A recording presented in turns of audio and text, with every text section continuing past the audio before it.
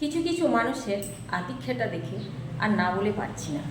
তারা কারণে অকারণে মেসেঞ্জারে কল দেবে, ইনবক্সে এসে আপনার ফোন নাম্বারের জন্য জেদ ধরবে।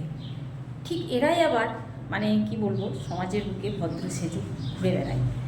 তো বিষয়টা হচ্ছে যে জানা অজানা অচেনা মেয়েকে ফোন নাম্বারের জন্য জেদ করবে, কারণে অকারণে মেসেঞ্জারে কল করবে, আবার কেউ আপনাকে দিদিও বলবে, দিদি বলে সম্বোধন করবে, অ্যান্ড কারণে অকারণে রাত 10টা না জানি, যখন তখন সকাল না জানি সন্ধে না জানি আপনাকে মেসেঞ্জারে কল দেবে।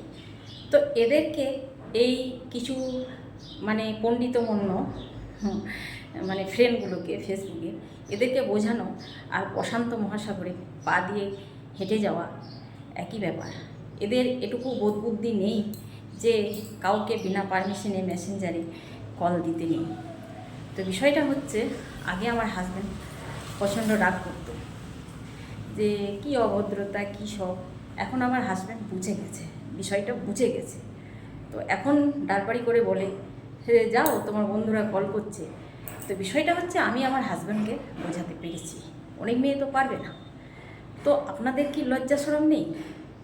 না বাড়িতে মা বোন নেই, না নিজের স্ত্রী নেই?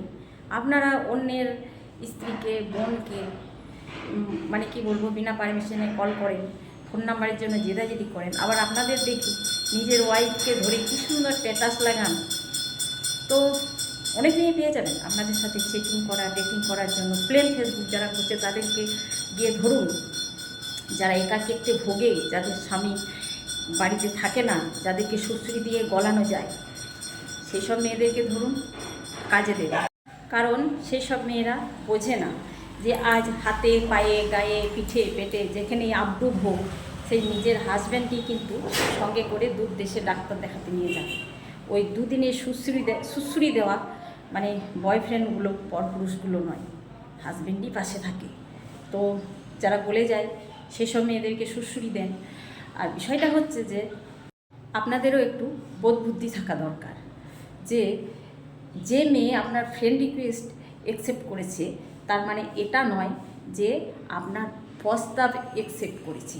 কোনো মেয়ে আপনার কমেন্টে লাভ রিয়েক্ট দেয়, লাইক দেয়, মন্তব্য করে, তার এটা নয় যে সে আপনার চিন্তাভাবনায় হারিয়ে গেছে।